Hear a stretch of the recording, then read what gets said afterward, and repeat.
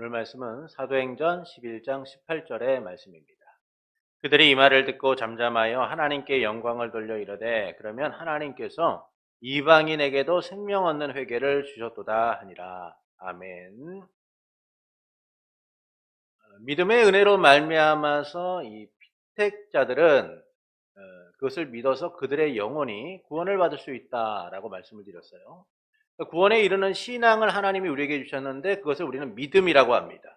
근데 그 믿음을 누가 받느냐? 택함을 받은 자들만이 받게 되고, 그래서 그 믿음을 통하여 구원을 받을 수 있게 된다라는 사실이죠. 근데 이 구원에 이르는 신앙의 주요한 행위가 무엇이냐 하면, 우리가 그렇게 구원을 받는 이유가 무엇이냐 면 하나님의 은혜 언약에 근거하였다라는 겁니다. 그러니까 결국 우리가 믿음을 얻게 되고 구원을 누리는 근본적인 이유는 인간의 행위나 노력이 아니라 철저하게 하나님의 은혜로부터 비롯되고 있다라는 것이죠. 우리가 믿는 그리스도께서 은혜로 우리를 구원해 주시기 때문에 신앙의 강약에 따라서 우리의 구원이 좌우되는 게 아니라는 겁니다. 그러니까 우리 사람들은 어떻습니까? 삶의 환경과 상황에 따라서 우리의 믿음이, 우리의 신앙이 강해질 때도 있고 때로는 약해질 때가 있어요. 근데 이 신앙이 강해지거나 약해지는 것에 따라서 구원이 결정되는 것이 아니라 하나님의 은혜를 통하여 우리의 구원이 결정되었고 우리는 하나님이신 그 은혜에 반응하여서 우리의 신앙을 든든히 세워가는 일들이 필요하다라는 겁니다. 그래서 우리가 때로는 이 믿음이 약해지고 신앙이 약해졌을 때 구원을 잃어버리는 것이 아니라 더욱더 은혜를 사모하며 나가는 이들이 되어야 된다라는 것이죠. 왜냐하면 구원은 하나님 안에서 정해져 있기 때문이에요. 우리에게 하나님이 주시기로 약속하셨기 때문인 겁니다. 자, 오늘은 인간의 영적인 반응으로서의 두 번째 생명에 이르는 회개에 대하여 나누겠습니다. 신학에서는 회개를 통하여 믿음으로 나아간다라고 얘기해요. 회개를 통하여 믿음으로 나아간다. 그러니까 구원의 그 서정, 순서를 보면은 회개 다음에 믿음이 오게 되어 있어요. 그런데 웨터 신앙 고백서는 믿음 다음에 회개를 말해주고 있다는 겁니다. 이것은 어떤 것이 앞서냐에 대한 이야기가 아니라 이 동전의 양면처럼 이 믿음과 회개는 분리될 수가 없다라는 거예요. 그래서 어떤 것을 앞에 두느냐가 문제가 아니라 이것을 논리적인 측면에서 보고 있느냐 아니면 내면적 변화를 강조하고 있느냐에 따라서 차원이 다른 거예요. 그러니까 논리적인 측면에서 보면 신학적으로 회개가 따르고 믿음이 오게 돼 있는 거예요. 논리적인 형식에.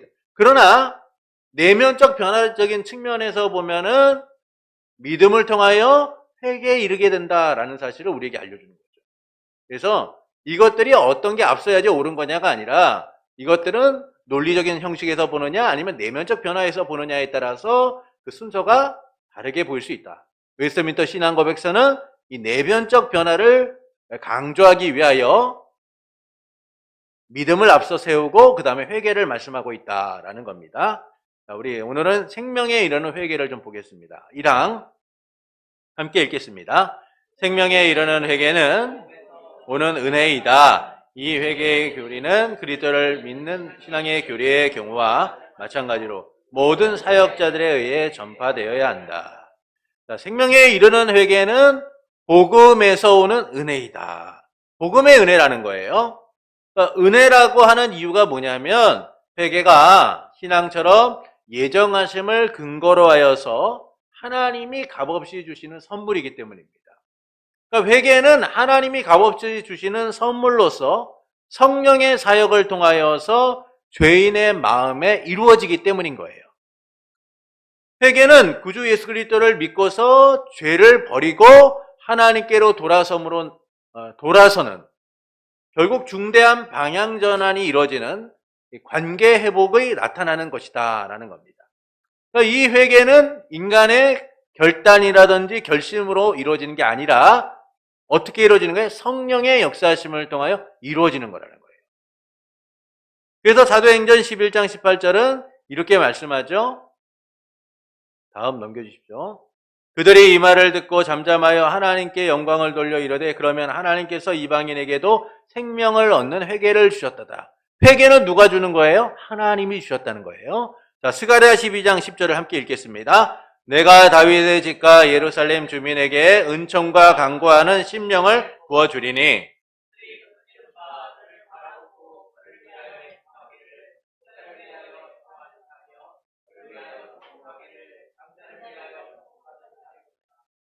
자, 다윗과 예루살렘 주민에게 애통하는 일들이 일어난다는 거예요. 회개가 일어나는데 어떻게 일어납니까?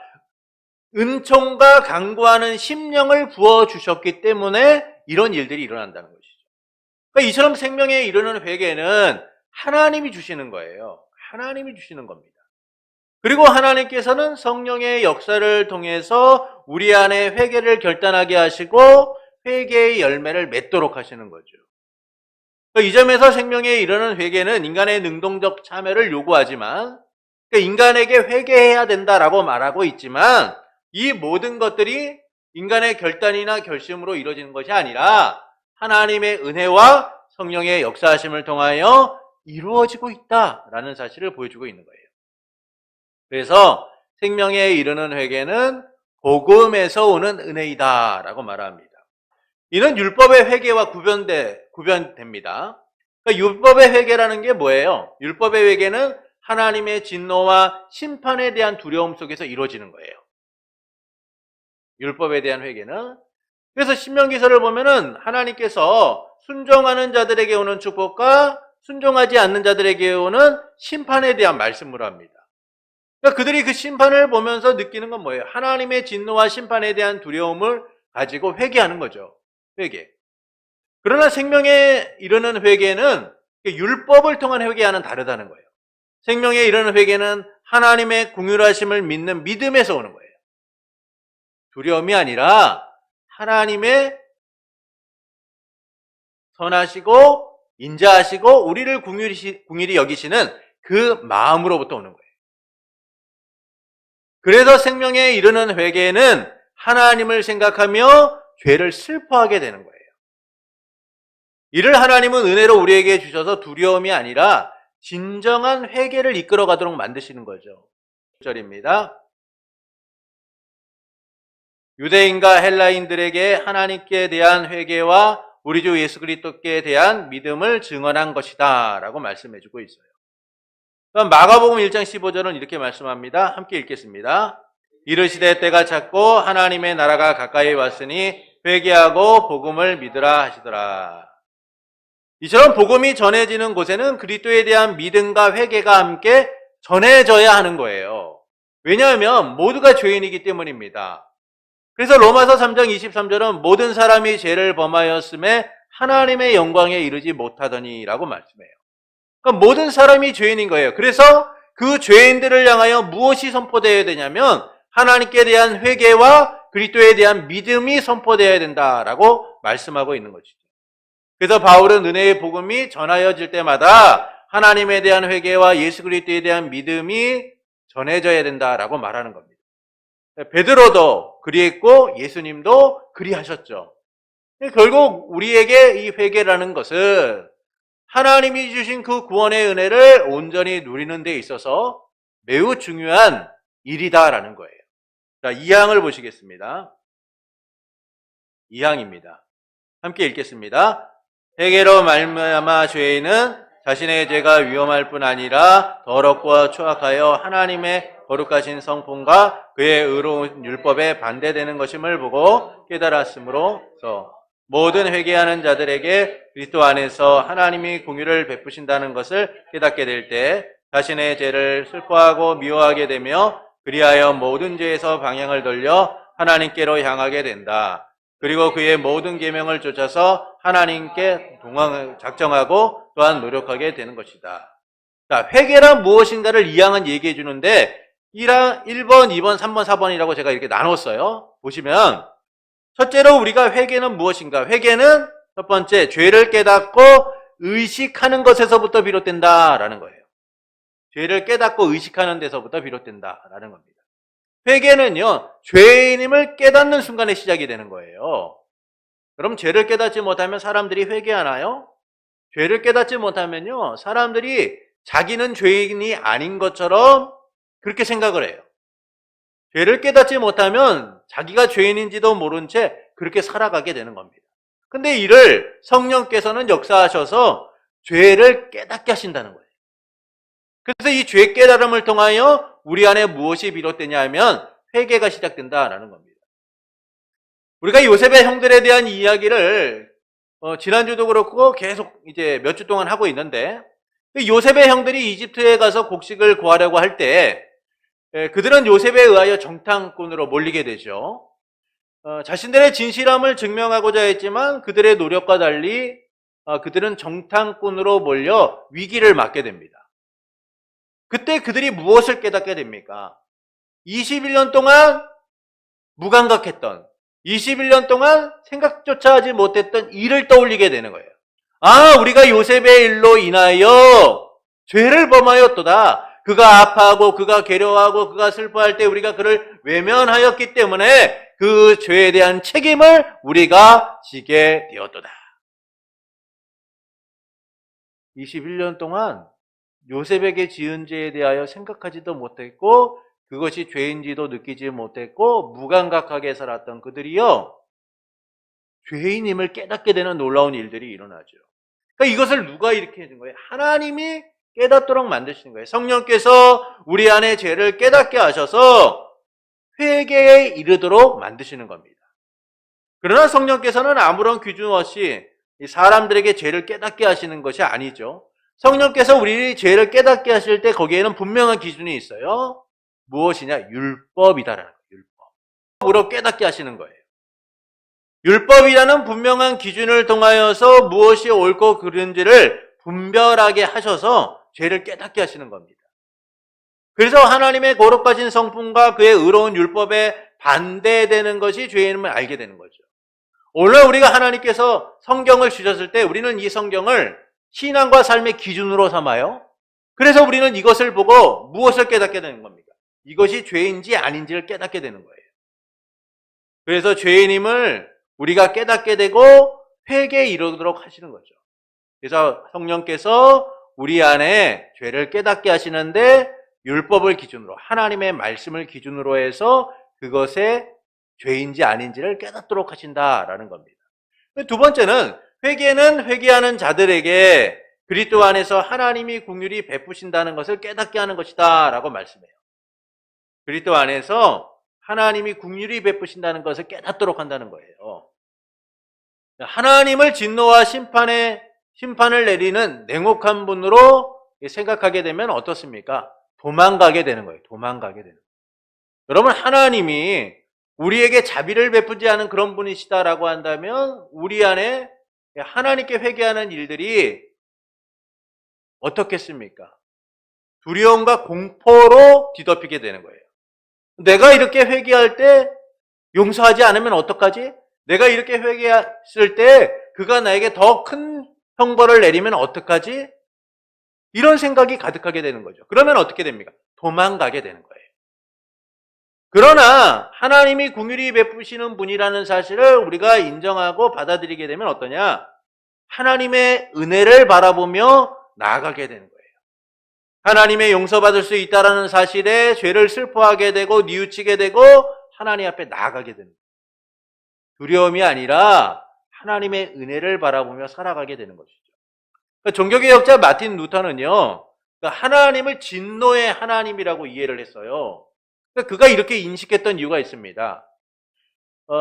그는 구약의 성경을 보면서 하나님이 이 이스라엘 백성에게 진노하시고 또는 그 여러 하나님을 대적하는 자들에게 심판하시는 모습을 보면서 두려움을 갖고 있었어요. 그런데 어느 날 친구하고 같이 길을 걷고 있다가 마른 하늘에서 날벼락이 내려서 친구가 옆에서 벼락에 맞아 죽는 것을 목격하게 된 거예요. 그 순간 루터의 마음 가운데는 그 진노의 하나님에 대한 공포가 더욱더 커지게 됩니다. 하나님께 잘못하며 벌 받는구나. 야, 하나님 진짜 무서우신 분이구나. 이런 진노가 이 루터의 삶을 올가매기 시작하죠. 그래서 그는 하나님에 대하여 매우 불편한 감정을 갖고 있었어요.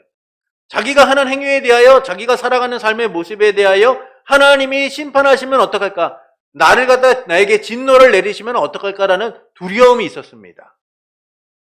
그런데 어느 날 하나님의 말씀을 보면서 그는 깨닫게 되죠. 아, 하나님이 진노의 하나님이 아니라 사랑의 하나님이셨구나. 그래서 그가 자유할 수 있게 되는 거예요. 그리고 그는 고백하는 거죠. 오직 믿음으로 의롭다함을 받는다라는 사실을 깨닫게 되고 복음의 은혜를 전하게 되는 거예요. 여러분, 하나님이 진노만 하시는 분이다라고 한다면, 심판만 하시는 분이라고 한다면, 여러분, 우리 얼마나 불쌍한 인생입니까? 매일같이 우리는 때는 알면서도 알지도 못한 채 죄를 지을 때가 참 많아요. 그런데 이와 같은 것들을 가지고 우리가 인생을 살아가고 그 죄의 문제 때문에 고통스러워하며 살아가게 되면 우리의 마음이 평안하겠습니까? 평안함이 없는 거죠. 그런데 우리가 이처럼 평안함을 누리고 살아가는 이유는 뭐냐면 하나님께서 긍휼히 여기셔서 나의 부족함과 나의 죄악 가운데서도 나를 용서하시고 은혜를 베푸시고 계시다는 사실을 우리가 알고 있기 때문인 거죠. 그래서 하나님께서는 그리스도 안에서 회개하는 자들에게 긍휼을 베푸신다라는 사실을 우리는 깨닫게 되는 거예요. 하나님이 값없이 죄를 용서하신다는 확신 가운데 도달하여서 언제나 하나님 앞에 나갈 수 있게 되는 겁니다. 도망가는 것이 아니라 하나님의 은혜를 갈망하고 회개의 자리로 나아가게 되는 것이죠. 세 번째는 이 자신의 죄를 슬퍼하고 미워하게 된다라는 거예요. 자신의 죄를 슬퍼하고 미워하게 된다라는 겁니다. 여러분, 악어의 눈물이라는 거 있죠? 악어는요, 무언가를 먹을 때 눈물을 흘린대요. 근데 그 눈물이 가짜 눈물이라고 합니다. 여러분, 위선적이고 거짓으로 가득한 사람들은요, 진정한 회개의 눈물을 흘리지 않아요. 남들에게 앞에서는 겉으로 회개하는 척하고 눈물을 흘리고 자기가 반성하는 것처럼 거짓으로 위장할 수 있어요. 그러나 그 회개는 거짓 슬픔으로 가득할 뿐이지 진짜 회개가 아니죠. 진심으로 죄를 회개하고 슬퍼하고 미워하는 마음을 갖는 것은 오직 하나님 앞에서 죄를 깨닫게 되고 하나님이 긍휼히 여기시는 분이심을 깨달음을 통하여 누리게 되는 거예요. 그래서 우리가 이 회개를 하게 될 때 자신의 죄를 슬퍼하고 미워하는 상태 가운데서 회개하게 된다라는 겁니다. 진심으로 죄를 슬퍼하고 미워하는 마음에 이르게 되고 죄의 형벌을 무서워하여 슬퍼하는 것이 아니라 하나님을 거역하고 불순종하고 하나님의 은혜를 저버렸다는 사실 때문에 우리는 진실되게 슬퍼하고 안타까워하는 거예요. 공포가 아니라 하나님의 마음을 저버렸다는 사실 때문에 아파하는 겁니다. 여러분, 자녀가요, 부모에게 효를 다하고 이전과 다른 모습을 보일 때는 언제입니까? 부모에게 혼나서요? 안 그래요. 여러분, 부모가 아무리 자녀를 혼내도요, 자녀는 안 변합니다. 언제 변합니까? 아, 내가 엄마 아빠의 마음을 슬프게 했구나. 내가 엄마 아빠의 마음을 힘들게 했구나. 아, 이래서는 안 되지. 여러분, 그 마음이 생길 때에 자녀는 변하는 거예요. 옛날에 어떻게 살았는지 몰라도 효자가 되고 효녀가 되는 거죠. 자기 마음속에 부모를 안타깝게 여기는, 부모의 뜻을 거역했다는 사실을 진정으로 인정하게 되는 겁니다. 지금 하나님께서 우리 가운데 회개라는 것을 주실 때 그 회개는 하나님의 말씀을 거역하고 내가 하나님을 슬프게 한 자였구나라는 사실을 깨달음을 통하여 회개에 이르게 된다라는 거예요. 하나님이 우리에게 심판하신다는 그 두려움 속에서 이루어지는 회개가 아니라 하나님에 대하여 진실된 슬픔을 갖게 될 때 우리는 죄를 미워하고 죄를 슬퍼할 수 있는 이들로 서게 되는 겁니다. 여러분, 베드로가요, 닭이 울기 전에 오늘 밤 내가 나를 3번 부인하리라 라는 예수님의 말씀을 듣게 됩니다. 그때 베드로가 얘기하죠. 예수님, 제가 어떤 사람인지 아시죠? 저는요, 그런 사람이 아니에요. 다른 제자들이 다 주님을 버리고 주님을 모른다고 할지라도 저는요, 그러지 않을 겁니다 라고 장담을 했어요. 그런데 그날 밤 예수님이 잡히시자 베드로는 예수님을 3번이나 부인하게 됩니다. 그리고 3번째 부인하고 나자마자 닭이 울게 되죠. 그 순간 베드로의 마음 가운데 떠오르는 생각이 있었어요. 내가 닭이 울기 전에 3번 나를 부인하리라. 여러분, 이 말을 떠올리고 나서 베드로가 어떻게 합니까? 밖에 나가서 심히 통곡했다는 거예요. 아, 주님이 내게 말씀하셨는데 내가 그 주님을 거부하였구나. 주님 말씀대로 내가 행하지 못했구나. 자기를 쳐다보시는 주님을 보면서 그는 그 죄를 미워하게 되고 진심으로 슬퍼하게 되죠. 여러분, 우리 가운데 주님에 대한 마음을 이해하지 못하고 그 주님의 그 뜻을 거부하고 있는 내 삶에 대하여 제대로 보지 못하면 우리 안에 진정한 회개가 일어나지 못해요. 그래서 우리가 죄를 회개한다라고 할 때는 하나님의 뜻을 거역하고 있는 우리의 자신을 발견하게 되는 것이고 하나님의 마음을 되돌아보게 되어서 우리 안에 진정한 슬픔, 죄를 미워하고 슬퍼하는 마음을 갖게 되는 겁니다. 베드로도 예수님을 부인함에 대한 슬픔, 그 죄를 이기지 못하고 자신을 고백하게 되는 것이죠. 그래서 참된 회개는 죄에 대하여 슬퍼하고 미워하는 마음을 갖게 한다라는 겁니다. 네 번째로 그리해서 우리는 모든 죄에서 방향을 돌려 하나님을 향하게 된다라는 거예요. 죄를 깨닫게 되고 또한 그리스도 안에서 하나님이 우리에게 긍휼을 베푸시는 자임을 알게 되고 그리고 내가 하나님의 뜻을 거역하고 죄를 지은 자다라는 사실에 슬퍼하고 미워함을 통하여 우리 안에 방향의 전환이 일어나게 되는 거죠. 죄에서 방향을 돌려서 하나님께로 향하게 된다라는 겁니다. 죄에서 방향을 돌려 하나님께로 향하게 되는 거예요. 그리고 모든 계명을 쫓아서 하나님과 동행하기로 작정하고 또한 노력하게 되는 것이다. 참된 회개는 죄를 깨닫고 죄를 슬퍼하고 미워하는 이 감정적인 것만이 아니라 능동적인 행동을 수반하게 되어 있는 거예요. 하나님께로 돌아가서 그분과 동행하며 모든 계명을 지키고자 노력하게 되는 겁니다. 이처럼 참된 회개는 감정적 동의만이 아니라 그에 따른 실질적 행동을 우리에게 이루어지도록 만드는 것이죠. 그러나 많은 이가 이 회개에 대하여 착각을 합니다. 그것은 감정적 동의만으로 되는 것이다 라고 여겨요. 감정적 동의만으로. 죄를 깨닫고 하나님께 나아가 기도하며 용서를 받았다고 생각하는 이들이 참 많죠. 내가 죄가 있는데 그 죄를 하나님께 나아가 고백했으니까 나 용서함을 받았어 라고들 많이 생각해요. 그러나 여러분, 진정한 회개는 뭡니까?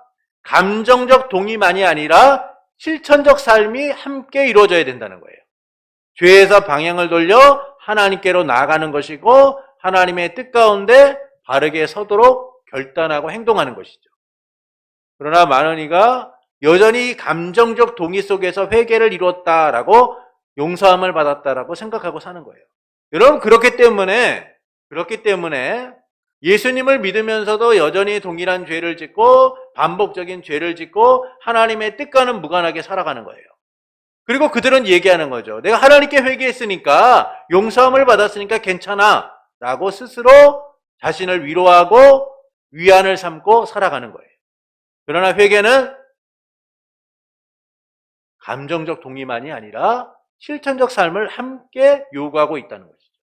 하나님께서 우리에게 죄를 깨닫게 하시고 그 죄를 따라서 행동하기를 원하시고 있는 거예요. 그리고 하나님은 실제 우리가 그렇게 살아가도록 역사하고 계시죠. 예수님께서도요, 형제에게 욕을 했다면 예배를 드리기 전에 어떻게 하라고 하십니까? 예배를 드리기 전에 형제를 찾아가서 형제와 화해를 한 후에 다시 와서 예배를 드리라 라고 말씀해요. 그러니까 우리가 진정으로 죄를 깨닫고 슬퍼하고 미워하는 것으로 끝나서는 안 된다는 거예요. 그 마음들이 삶으로서 나타나야 된다는 것이죠. 그래서 회개는 감정적 동의만이 아니라 하나님을 향한 실천적 삶이 함께 나타나야 된다라는 겁니다. 이를 하나님께서는 성령의 역사를 통하여 죄를 깨닫게 하실 뿐만 아니라 우리가 하나님께로 돌아가 반응하도록 하시는 거죠. 그럼 회개라는 게 뭡니까? 방향의 전환인 거예요. 방향의 전환. 죄를 향하던 우리의 방향을 하나님께로 돌리는 겁니다. 우리가 가던 길에서 유턴을 해서 하나님을 향하도록 만드는 거죠. 그래서 죄라는 게 뭐예요? 죄를 깨닫는 것으로 끝나는 것이 아니라 회개가 함께 이루어져야 되는 거예요. 행동이 함께 이루어져야 되는 겁니다. 여러분 차를 타고 가다가 길이 잘못되면 어떻게 생각합니까? 길 잘못 들었네? 그리고 사람들이 쭉 가나요? 안 그래요. 어떻게 하면 내가 이 가고 있는 길에서 돌아서서 바른 길로 갈 수 있을까를 고민하게 됩니다. 여러분, 우리의 회개는 그런 거예요. 하나님의 뜻대로 살지 못했던 우리의 삶을 깨닫게 되는 순간, 내가 지금 잘못된 길로 가고 있구나. 나의 삶이 잘못된 방향을 향하고 있구나. 그렇다면 이 방향을 바르게 정해야지. 가던 길에서 바른 길로 가야지. 라고 생각하고 우리의 인생의 핸들을 돌리는 거예요. 인생의 핸들을 돌려서 하나님을 향하게 하는 겁니다. 그래서 회개는 감정적 동의. 내가 죄인이구나 라고 끝나는 것이 아니라 그 죄를 깨닫게 하신 하나님의 뜻대로 살아가고자 결단하는 것으로 나타나야 된다라는 것이죠. 죄를 깨닫고 죄로부터 떠나서 하나님께로 돌아가는 것. 이것이 회개라는 거예요. 그리고 인간은, 하나님이 택한 사람들은 이와 같은 영적인 반응을 통하여 회개를 이뤄가는 이들이 되어야 된다는 겁니다. 근데 여기에 중요한 것은 이 회개조차도 우리의 결단과 열심으로 이루어지는 게 아니라 누구를 통하여 이루어지는 거예요? 하나님이 값없이 선물로 주심을 통하여 이루어진다라는 겁니다. 그래서 우리는 우리의 죄를 용서하시고 우리의 삶을 이끌어 가신 그 하나님과 동행하는 삶을 바르게 살고자 힘쓰는 이들이 돼야 돼요. 끊임없이 우리의 인생 가운데 짓는 죄들에 대하여 하나님께 나가서 고백하고 하나님이 우리에게 주신 삶을 바르게 살고자 힘쓰는 이들이 되어야 된다라는 것이죠. 우리 3번을 보겠습니다. 이제 사망입니다. 함께 읽겠습니다. 회개가 죄에 대한 어떤 속상이 되거나 죄 용서의 어떤 원인이 되는 것으로 믿어서는 안 된다. 죄사함은 그리스도 안에서 하나님이 값없이 베풀어 주시는 은혜의 행위이다. 그렇지만 회개는 모든 죄인에게 필요 불가결한 것이기 때문에 아무도 회개함이 없이는 죄사함을 기대할 수가 없다. 자, 회개는 믿음이 구원의 원인이 아닌 것처럼 죄 용서의 원인이 아니다. 이게 중요한 겁니다. 여러분, 우리의 믿음이 구원의 원인이 아니에요. 우리의 회개가 죄 용서의 원인이 아닙니다. 우리의 구원의 원인이 되고 우리 죄 용서의 원인이 되는 것은 누구예요? 예수 그리스도이신 거예요. 오직 예수 그리스도의 대속적 피 흘림과 죽으심을 통하여 우리는 죄 용서의 원인을 찾게 되는 거예요. 그러니까 우리가 하나님 앞에 섰을 때 내가 왜 너의 죄를 용서해 줘야 하느냐라고 할 때 우리가 그 이유를 뭐라고 얘기해야 되냐면, 하나님님, 제가 회개했잖아요. 제가 하나님 앞에 회개하고 바르게 살고자 노력했잖아요. 이게 아니라는 거예요. 하나님, 죄인 된 나를 위하여 예수 그리스도께서 십자가에 죽으시고 그 보혈의 공로로 나를 정결케 하셨기 때문에 죄 용서를 받게 된 겁니다. 라고 말할 수 있어요. 그러니까 우리가 죄 용서의 원인을 우리에게서 찾는 것이 아니라 예수 그리스도에게로 찾을 때, 예수 그리스도께서 우리 죄 용서의 원인임을 바르게 알 때 우리는 참된 회개를 할 수 있다라는 겁니다. 믿음이 구원의 원인이 될 수 없는 것처럼 회개는 죄 용서의 원인이 될 수 없다라는 것이죠. 근데 여기서 중요한 게 있어요. 믿음이 없이는 구원을 얻을 수 없는 것처럼 회개가 없이는 죄 사함을 기대할 수 없어요. 이게 참 어렵죠. 근데 쉽게 설명을 드리면 그거예요. 하나님이 믿음이라는 수단을 또는 회개라는 수단을 우리에게 주셔서 우리를 그 구원을 누리도록 또는 용서함을 받을 수 있도록 길을 열어놓으신 거예요. 그래서 그리스도의 피가 죄사함을 이루는 원인이 되고 하나님의 은혜와 긍휼이 죄사함을 있게 하는 직접적인 원인이 되게 하심을 통하여 우리가 하나님의 은혜를 누리도록 만드신 겁니다. 그래서 에베소서 1장 7절은 이렇게 말씀하죠. 우리는 그리스도 안에서 그의 은혜의 풍성함을 따라 그의 피로 말미암아 속량 죄사함을 받았느니라.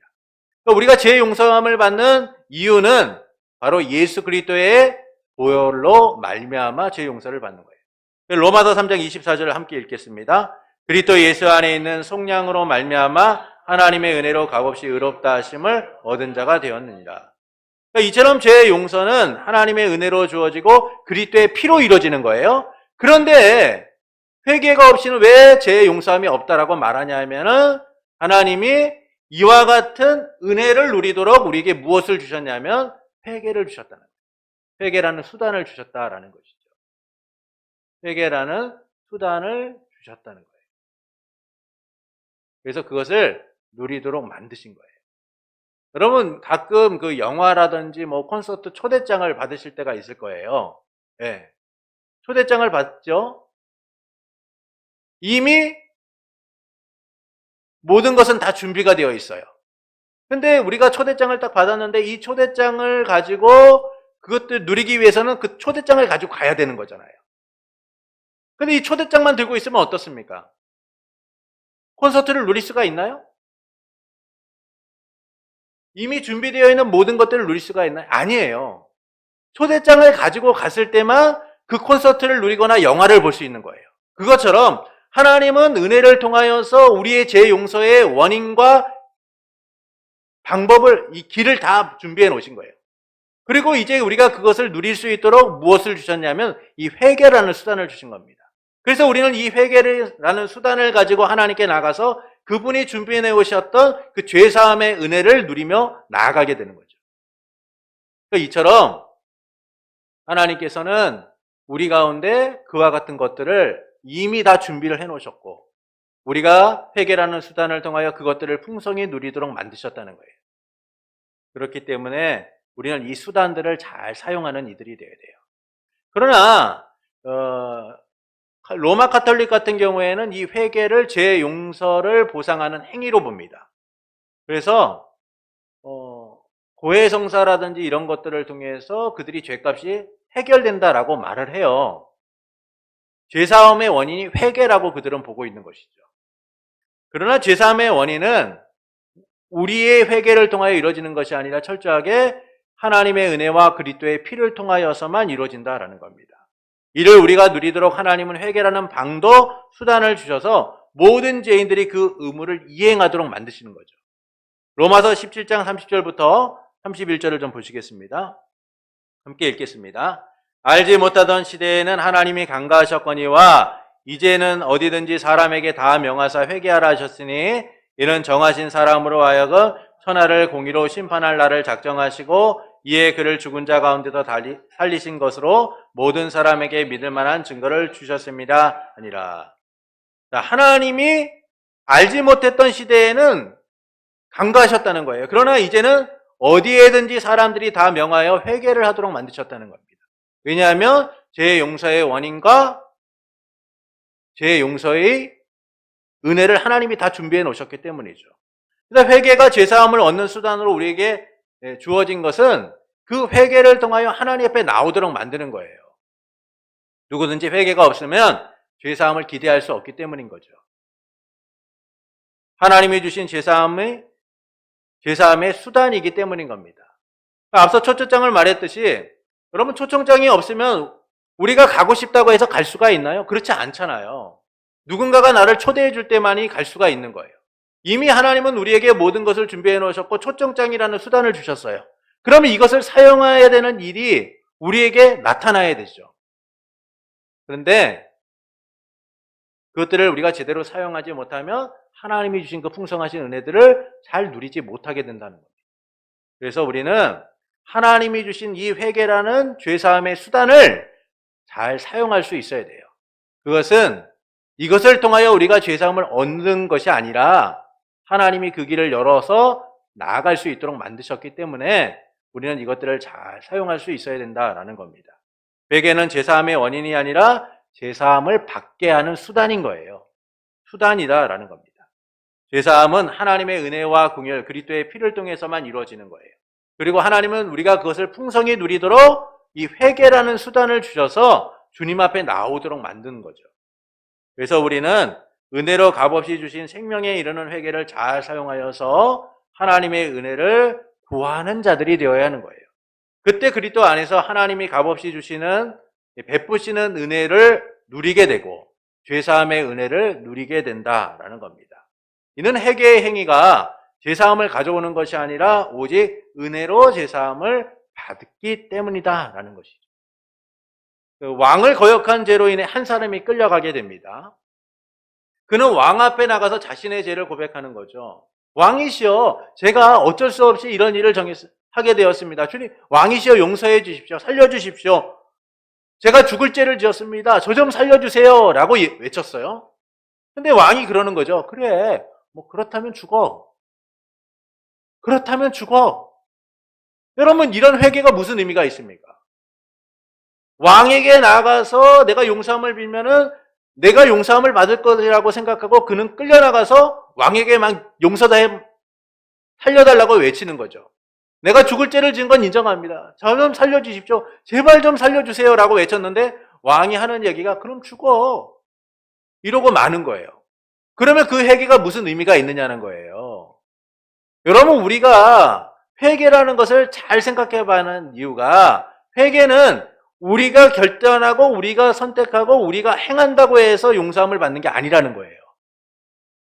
누가 그 회개를 받아들이느냐에 따라서 그 회개가 참된 회개가 되는 거죠. 하나님이 받아들이셔야 되는 거예요.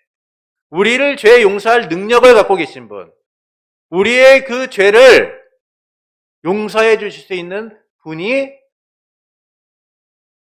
용서해 주실 때만 가능하다는 거예요. 그가 끌려나가서 자기의 죄를 용서함을 구하고 살려달라고 했을 때 왕이 그를 보고 얘기하는 거죠. 야, 네 죄가 크다. 그러나 내가 이번만은 너를 용서해 줄 테니 이제 가서 똑바로 살아라. 라고 얘기하면 그는 어떻게 된 겁니까? 그의 회개가 용서함을 받게 되는 거예요. 지금 하나님께서 우리에게 말씀하시는 이 생명을 얻는 회개는 전적으로 하나님의 편에서 하나님에 의하여 주어지는 겁니다. 단지 하나님께서는 하나님께 나올 수 있는 길을 열어놓으신 거예요. 그 회개를 사용하여서 하나님의 긍휼히 여기시는 마음을 누릴 수 있도록 하나님이 준비하신 이 죄사함의 은혜를 누릴 수 있도록 길을 열어놓으신 것뿐입니다. 그래서 우리는 이 회개가 죄의 용서함을 받는 원인이 되거나 근거가 되었다고 믿어서는 안 돼요. 하나님이 우리의 죄를 용서하시기 위하여 예수 그리스도를 통하여 그 죄 용서의 원인을 제공하셨고 하나님의 은혜로 죄 용서하시고자 은혜를 베푸셨기 때문에 내게 주신 이 회개의 수단을 잘 사용하여서 하나님의 은혜를 누려야 되겠구나라고 생각할 수 있어야 된다라는 겁니다. 죄 용서는 우리의 행위가 아니라 철저하게 하나님의 은혜로 주어지는 것이기 때문이에요. 우리의 죄가 분명하고 어떤 것으로도 용서받을 수 없음에도 불구하고 하나님은 은혜로서 그리스도의 피로써 우리를 정결케 하시고 우리의 죄를 용서해 주시는 거죠.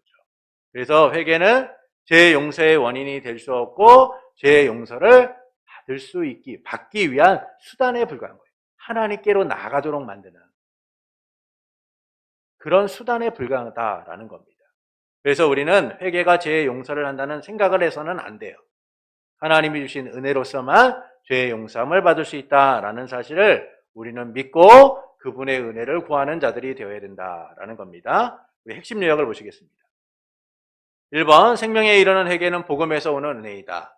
회개는 오직 은혜로 온다라는 것이죠. 둘째, 회개로 죄인은 자신을 알게 되고 그에게 그리스도 안에서 하나님의 공일이 베풀어진다는 사실을 깨닫게 될 때 하나님을 향한 변화가 일어난다라는 거예요. 철저하게 하나님의 은혜를 통해서만 우리는 죄를 깨닫게 되고 죄를 미워하게 되고 하나님을 향하여 방향의 전환이 이루어지게 된다라는 겁니다. 3번, 죄사함은 그리스도 안에서 하나님이 값없이 베풀어 주신 은혜의 행위이다. 이 죄사함은 회개함이 없이는 기대할 수 없다. 죄사함은 하나님이 회개함이 없이는 기대할 수 없다. 이게 뭐냐면 하나님이 주신 이 수단을 사용하지 않으면 우리가 죄사함을 기대할 수 없다는 거예요. 하나님이 이미 모든 것을 준비해 놓으셨어요. 그러면 우리는 이 수단을 잘 사용하여서 하나님의 긍휼히 여기시는 마음, 하나님 베푸신 그 은혜를 누릴 수 있는 자들이 되어야 된다라는 겁니다. 왜냐하면 우리는 살아가는 모든 동안에 죄를 지음을 통하여 하나님의 부성적 진노 가운데 있기 때문이에요. 그래서 이것을 어떻게 잘 사용하느냐에 따라서 우리는 하나님이 베푸신 은혜를 더욱더 풍성히 누리며 살아가게 되는 겁니다. 여러분, 하나님께서 우리가 회개하지 않는다고 해서 하나님이 우리의 구원을 취소하십니까? 그렇지 않아요. 하나님은 어떻게 해서든 회개하도록 만드세요. 그런데 이 회개의 수단을 주신 것은 우리가 그와 같은 먼 길을 돌아가지 않고 하나님의 징계와 심판을 누리지 않고 좀 더 쉽게 하나님께 나아가서 그 은혜를 누리도록 하시기 때문인 겁니다. 그래서 하나님은 우리에게 회개라는 수단을 주셔서 하나님의 은혜를 누리도록 만드시는 거죠. 그래서 이 회개가 죄의 용서의 원인이 아니라 하나님이 죄의 용서함을 받을 수 있도록 주신 수단임을 우리가 생각하고 그 수단을 적절하고 잘 사용할 수 있는 그런 자들이 되어야 된다라는 겁니다. 그래서 언제나 하나님 앞에 회개함을 통하여 그분이 주신 은혜를 향해 나아가는 복된 성도가 되기를 예수님의 이름으로 축원합니다.